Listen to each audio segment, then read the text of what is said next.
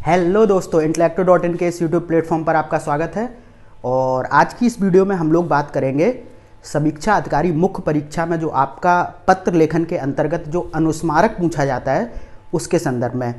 और पिछली कुछ वीडियोस की बात करें तो हम लोगों ने सरकारी पत्र, अर्ध सरकारी पत्र और दोनों के बीच के अंतर को बहुत ही अच्छी तरीके से कर लिया था। ठीक है, तो उसी अगली श्रृंखला में ये वीडियो है जो कि अनुस्मारक पर है। तो सबसे पहले तो मैं आपको बताऊं कि जो अनुस्मारक का अगर इंग्लिश में मतलब देखें तो इसका मतलब होता है क्या, रिमाइंडर। ठीक है, और रिमाइंडर का मतलब आप लोगों को पता ही होगा। रिमाइंडर का मतलब होता है किसी चीज़ के संदर्भ में याद दिलाना। तो फिर अगर हम यहाँ पर अनुस्मारक का मतलब निकालें तो अनुस्मारक का मतलब यहाँ पर होगा कि किसी भी सरकारी कामकाज के संदर्भ में या फिर किसी पूर्व पत्र के संदर्भ में जिस पत्र के माध्यम से याद दिलाया जाता है उसे अनुस्मारक बोलते हैं। ये तो एक ऐसी व्यवहारिक परिभाषा हो गई, मैंने आपको समझाने के लिए बता दी है।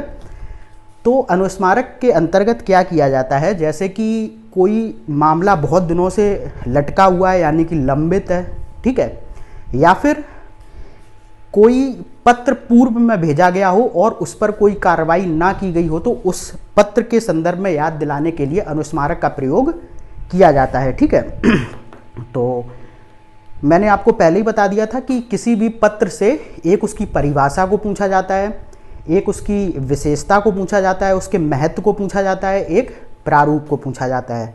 और क्या पूछा जाता है, या तो फिर उसको पूरा पत्र ही आपको लिखने के लिए आएगा। तो इस वीडियो में हम लोग सारी चीज़ों को डिस्कस करेंगे। तो सबसे पहले हम लोग बात करेंगे परिभाषा की, और चीज़ों को मैंने पहले ही की पॉइंट के रूप में लिख लिया है ताकि जो लेक्चर की टाइमिंग है वो बहुत ज़्यादा लंबी ना जाए। तो ठीक है, तो यहाँ पर देखिए परिभाषा को लिखा गया है।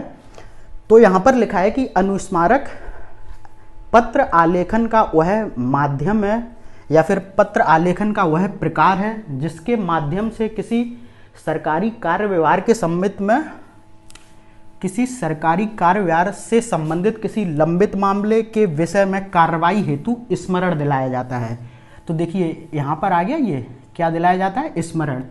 और रिमाइंडर मतलब स्मरण करवाना, तो ये अनुस्मारक का मतलब वही निकलता है। ठीक है, तो आप इसको रटे ना, इस तरीके से समझें कि जिस पत्र के माध्यम से सरकारी कार्य व्यवहार के संदर्भ में किसी लंबित मामले के संदर्भ में कार्रवाई हेतु स्मरण दिलाया जाता है उसे क्या बोलते हैं, उसे अनुस्मारक बोलते हैं। अब देखिए, अब बात करते हैं, आपने परिभाषा को अच्छे से देख लिया और समझ लिया, ठीक है। तो अब इसकी बात करते हैं विशेषताओं के बारे में। और विशेषताओं के बारे में हम लोग सबसे पहले देखें तो जो आपका अनुस्मारक होता है वो कहाँ से जारी होता है, सबसे पहले तो ये समझना आपको जरूरी है और यही आपकी विशेषताएं भी हैं। तो जो अनुस्मारक होता है वो कार्यालय या फिर अधिकारी के स्तर पर जारी किया जाता है और किसी दूसरे अधिकारी को भेजा जाता है। अब देखो यहाँ पर अनुस्मारक कोई नया पत्र तो होता नहीं है, ये तो आपको समझ में आ गया, क्योंकि यह किसी पूर्व पत्र के संदर्भ में भेजा जाता है। यानी कि पहले किसी मामले पर कोई सरकारी या फिर अर्ध सरकारी या फिर परिपत्र या फिर आपका कह लें कार्यालय ज्ञाप वगैरह कुछ ऐसा किया गया होगा, उस पर कार्रवाई नहीं की गई होती, उसी कार्रवाई के विषय में स्मरण दिलाने के लिए अनुस्मारक भेजा जाता है। तो फिर ये उसी कार्यालय या फिर उसी अधिकारी के स्तर से भेजा जाएगा जहां से कि पूर्व पत्र या फिर एक शब्द और यहाँ पर यूज होगा मूल पत्र। ठीक है, दो ये शब्द यूज होंगे, आप बहुत अच्छी तरीके से समझिए। पूर्व पत्र या फिर मूल पत्र का यहाँ पर तात्पर्य यह होगा कि जो पहली बार पत्र भेजा गया था किसी विषय के संदर्भ में और उसी विषय पर कार्रवाई ही नहीं हुई, तो फिर क्या भेजा जा रहा है, अब अनुस्मारक।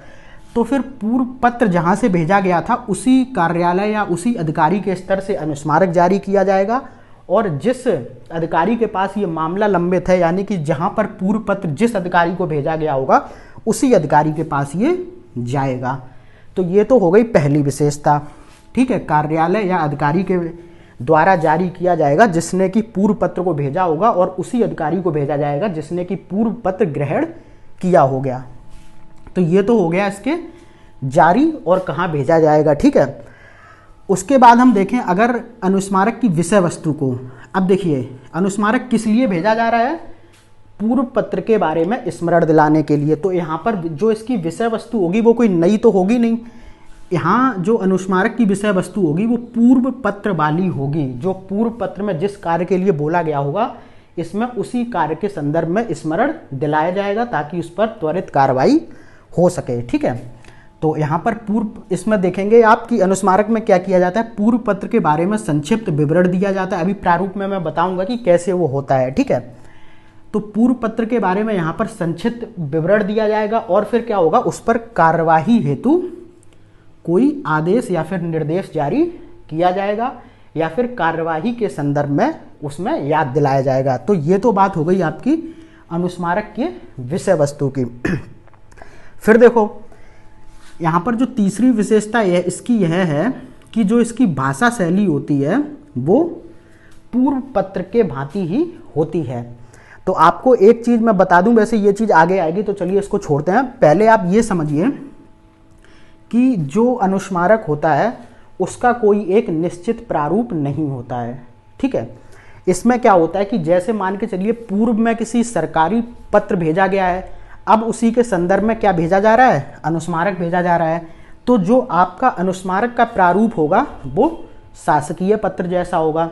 ठीक है, अगर मान के चलिए पूर्व में अर्ध सरकारी पत्र या फिर कुछ परिपत्र भेजा गया होता तो क्या होता कि जो आपका अनुस्मारक का अब प्रारूप होता वो अर्ध सरकारी पत्र या फिर आपके परिपत्र के ऊपर आधारित होता। ठीक है, तो कहने की बात यह है कि अनुस्मारक का खुद का कोई प्रारूप नहीं होता है, यह मूल पत्र के प्रारूप पर आधारित होता है। ठीक है, तो यहाँ पर भाषा शैली वही होगी जो मूल पत्र की भाषा शैली होगी। तो मान के चलिए अगर उदाहरण के तौर पर देखें कि अगर शासकीय पत्र के संदर्भ में अनुस्मारक भेजा जा रहा है तो फिर अनुस्मारक की भाषा शैली भी औपचारिक होगी। ठीक है, अब देखो संबोधन व समापन। तो अगला जो विशेषताएं हैं इसकी अनुस्मारक की वो है कि जो संबोधन और समापन होगा वो भी मूल पत्र पर आधारित होगा। तो एक विशेषता यह हो गई। तो मैंने आपको बता ही दिया कि इसका जो प्रारूप होगा वो मूल पत्र पर निर्भर करेगा। और अगर मान के चलिए आपका जो मूल पत्र शासकीय पत्र था तो उसके संदर्भ में जो अनुस्मारक का संबोधन व समापन होगा वो भी शासकीय पत्र जैसा ही होगा। तो 4 विशेषता हो गई। फिर अगली विशेषता यह है, मैंने आपको पहले ही समझा दिया कि अनुस्मारक का कोई निश्चित प्रारूप नहीं होता है। ये चीज़ मैंने बहुत डिटेल में समझा दी, दोबारा बताने की ज़रूरत नहीं है। अब अगर थोड़ा सा हम लोग देखें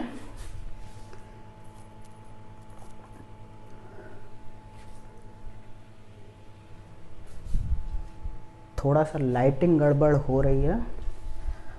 तो देखो अब अगर हम लोग देखें यहाँ पर एक चीज़ कि जो अनुस्मारक का मेन काम होता है वो होता है किसी लंबित मामले पर कार्यवाही हेतु स्मरण दिलाना। तो ये भी आपका एक विशेषता हो जाएगी।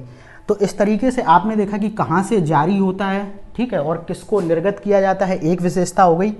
एक हो गई इसकी विषय वस्तु पूर्व पत्र वाली होती है, दूसरी भाषा शैली पूर्व पत्र पर निर्भर करती है, तीसरा संबोधन व समापन वो भी पूर्व पत्र पर निर्भर करता है, कोई निश्चित प्रारूप नहीं होता है, ये भी पूर्व पत्र पर ही निर्भर करेगा। और जो अनुस्मारक की मुख्य विशेषता होती है यानी कि जो इसका मुख्य कार्य होता है वो होता है किसी लंबित मामले पर कार्यवाही हेतु स्मरण दिलाना। ठीक है, तो ये तो बात हो गई इसकी विशेषताओं की। अब हम लोग बात करते हैं थोड़ा सा इसके महत्व के बारे में। तो महत्व के बारे में अगर हम लोग देखें तो क्या होता है कि इससे शासकीय कार्य व्यवहार में तेजी आती है। अब कैसे तेजी आती है, देखिए क्या होता है, अनुस्मारक के माध्यम से जो भी लंबित मामले होते हैं उन पर त्वरित कार्रवाई करके उनका निराकरण किया जाता है। और जब सरकारी कामकाज का त्वरित निराकरण होगा तो क्या होगा, शासकीय कार्य व्यवहार में तेजी आएगी। और ये चीज़ें, एक चीज़ समझिए, मैंने आप यहाँ पर की पॉइंट के रूप में लिख दिया है, लेकिन आपको वहाँ पर बहुत अच्छी तरीके से एक्सप्लेन करके लिखना है और आपके बहुत ही अच्छे नंबर आएंगे अगर आप इन पॉइंट्स को बहुत ही अच्छी तरीके से लिख देंगे। और देखिए अनुस्मारक का अगला एक बहुत ही जो महत्वपूर्ण है, अनुस्मारक किस लिए महत्वपूर्ण है, क्योंकि देखो क्या होता है कि किसी मामले के संदर्भ में पत्र तो एक ही बार भेजा जाता है, अगर अनुस्मारक नहीं होता तो क्या होता कि एक ही मामले के संदर्भ में बार बार अलग अलग पत्र भेजने पड़ते। तो इससे क्या होता, इससे कन्फ्यूजन वहाँ पर होता। तो इस कन्फ्यूजन को ही दूर करने के लिए अनुस्मारक जैसे पत्र का यहाँ पर प्रयोग किया जाता है। और यही इसका एक महत्वपूर्ण मतलब क्या बोले, इसका महत्व एक यही है कि इसके माध्यम से आपको अलग अलग पत्र भेजने की ज़रूरत नहीं पड़ती है, बल्कि उसी पत्र के संदर्भ में अनुस्मारक के माध्यम से याद दिला दिया जाता है। तो एक तो इसकी महत्व इसका ये हो गया। उसके बाद देखिए कि जो सरकारी जैसे किसी की नियुक्ति होनी है, किसी भर्तियों के संदर्भ में अधियाचन भेजना है, या फिर किसी भी मदों का आवंटन होना है, या फिर कोई होता है कि अभिलेख या फिर कागजात संबंधी जो कार्य होते हैं, यानी कि जो भी अधिकारी किसी कागजात या अभिलेख को मांगता है और उस पर कोई कार्रवाई नहीं होती है, तो मोस्टली शासन में यही होता है कि इनके संदर्भ में नियुक्ति, अधियाचन, मदों का आवंटन, अभिलेख या फिर कागजात आदि मांगने के संदर्भ में अनुस्मारक का ही प्रयोग किया जाता है। तो एक तो इसका महत्व ये हो गया। उसके बाद हम देखें कि अनुस्मारक जनता में प्रशासन व सरकार के प्रति विश्वास की भावना को भी पैदा करने में अपनी महत्वपूर्ण भूमिका निभाता है। कैसे? जैसा कि मैंने आपको पहले ही बताया कि अनुस्मारक के माध्यम से किसी भी लंबित मामले पर त्वरित कार्रवाई करके उसका निराकरण किया जाता है। और जब किसी भी शासन के कामकाज में त्वरित कार्रवाई होगी, ठीक है, उसका त्वरित निराकरण किया जाएगा, तो इसमें क्या होगा कि जनता का शासन और प्रशासन, यानी कि सरकार और प्रशासन दोनों पर ही उसका जो विश्वास की भावना होगी वो पैदा होगी। ठीक है, तो इस तरीके से ये हम लोगों ने 4 इसके महत्व देखे, और इनको आपको बहुत ही अच्छी तरीके से लिख कर आना है वहाँ पर कॉपी में। और हम लोगों ने विशेषताएं देख ली और परिभाषा देख ली। अब अगली जो बात आती है वो आती है किसकी? प्रारूप की। तो यहाँ पर प्रारूप के संदर्भ में कुछ मैंने यहाँ पर की पॉइंट लिख रखे हैं, तो मैं उन्हें यहाँ पर एक्सप्लेन कर देता हूँ। इधर आप देखिए, यहाँ पर लिखा है कोई निश्चित प्रारूप नहीं। ये चीज़ मैं पहले ही समझा चुका हूँ 2 बार, तो इसलिए नहीं समझाऊंगा। अब देखो थोड़ा सा मैं ये हटा देता हूँ, ठीक है। यहाँ पर आप देखिए, जैसे मान के चलिए मैं सरकारी पत्र के माध्यम से आपको वो क्या बोलते हैं अनुस्मारक का प्रारूप समझाने की कोशिश करता हूं। जैसे ये कोई पहले मूल पत्र अगर आपका सरकारी है तो उसके संदर्भ में जो अनुस्मारक भेजा जाएगा वो भी सरकारी होगा। अब देखो यहाँ पर चेंजेज आपको क्या क्या करने, एक तो निश्चित प्रारूप नहीं होता, ये चीज़ आपने प्रारूप के संदर्भ में समझ ली। दूसरा क्या होता कि यहाँ पर क्या किया जाता था कि सरकारी पत्र संख्या का जो प्रयोग किया जाता था वहाँ पर आप करेंगे अनुस्मारक संख्या का प्रयोग। ठीक है, एक चीज़ तो ये हो गई। ठीक है, उसके बाद आपको दूसरा चेंज क्या करना है, अनुस्मारक संख्या यहाँ पर आ गई। अब विषय जो होगा उसमें क्या किया जाएगा, विषय में आप पूरा विषय लिखेंगे। ठीक है, फिर बाद में लिखेंगे के संदर्भ में अनुस्मारक पत्र। ठीक है, एक चेंज ये हो गया। विषय जब पूरा खत्म हो जाएगा, जैसे मान के चलिए किसी भी संदर्भ में आपने विषय लिखा, फिर के संदर्भ में अनुस्मारक पत्र। फिर जब आप महोदया करके जब यहाँ से पत्र लिखना प्रारंभ करेंगे, ठीक है, तो यहाँ पर आप प्रथम प्रस्तर यानी कि पहले पैराग्राफ में पूर्व पत्र का संक्षिप्त उल्लेख करेंगे। जैसे कि पूर्व पत्र आपने कोई भेजा तो आप कहेंगे कि उपयुक्त विषय के संदर्भ में अपने पूर्व पत्र संख्या इतना दिनांक इतना का संदर्भ ग्रहण करें। ठीक है, ऐसे करके आपको लिखना होगा। और उसके बाद द्वितीय जो प्रस्तर आपका यहाँ से स्टार्ट होता है उसमें आपको जो मामला लंबित होता है, ठीक है, आपको पता ही है लंबित मामले पर कार्यवाही हेतु अनुस्मारक का प्रयोग किया जाता है। तो द्वितीय प्रस्तर में आप कार्यवाही हेतु निर्देश जारी करेंगे या फिर कार्यवाही हेतु स्मरण दिलाएंगे। जैसे कि मान के चलिए कोई सूची भेजी गई है, कोई सूची आपको मंगानी है और आपने अनुस्मारक भेजा, तो आप फिर कहेंगे कि सूची भेजने को निर्देशित किया गया था, तो अपेक्षित सूची तत्काल प्रभाव से उपलब्ध कराएं। आप यहाँ पर दूसरे में कार्यवाही हेतु स्मरण दिलाएंगे। उसके बाद देखो क्या होता है कि जो अनुस्मारक होता है उसकी प्रतिलिपि वैसे सामान्यता तो कहीं नहीं भेजी जाती है, इसकी प्रतिलिपि वहीं भेजी जाएगी जहाँ की मूल पत्र की प्रतिलिपि भेजी गई थी। ठीक है, उसके बाद हम अगर इसके अनुस्मारक के संलग्नक की बात करें, संलग्नक आपको पता ही होगा, नहीं पता है तो पिछली वीडियोस को बहुत ही अच्छी तरीके से देखिए जाके।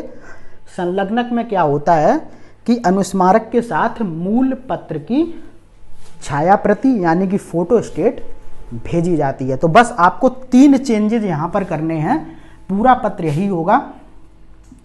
जैसे अनुस्मारक शासकीय, तो इसका मतलब है कि पहले जो मूल पत्र होगा वो शासकीय होगा, तो 3 चेंजेज करने हैं। एक तो यहाँ पर शासकीय पत्र संख्या के स्थान पर अनुस्मारक संख्या आएगा, विषय में पूरा विषय वही रहेगा, फिर बाद में हो जाएगा के संदर्भ में अनुस्मारक पत्र महोदया। उसके बाद आपको क्या करना है, प्रथम प्रस्तर में पुराने यानी कि मूल या फिर पूर्व पत्र का संक्षिप्त उल्लेख करना है, और द्वितीय प्रस्तर में कार्यवाही हेतु स्मरण दिलाना है। तो ये हो गया, ऐसा ही सभी में होगा, ठीक है। अगर यहाँ पर अर्ध सरकारी पत्र होगा तो भी ये चेंजेज होते, अगर आप कार्यालय ज्ञाप के संदर्भ में लिख रहे होते तो फिर यहाँ पर फिर वही चेंज होता, जो उसका प्रारूप होता उसमें यही चीज़ें चेंज होती। तो ये आपका हो गया अनुस्मारक, ठीक है। तो आई होप कि आपको बहुत ही अच्छी तरीके से चीज़ें समझ में आई होंगी। तो फिर मिलते हैं अगली वीडियो में, तब तक के लिए धन्यवाद।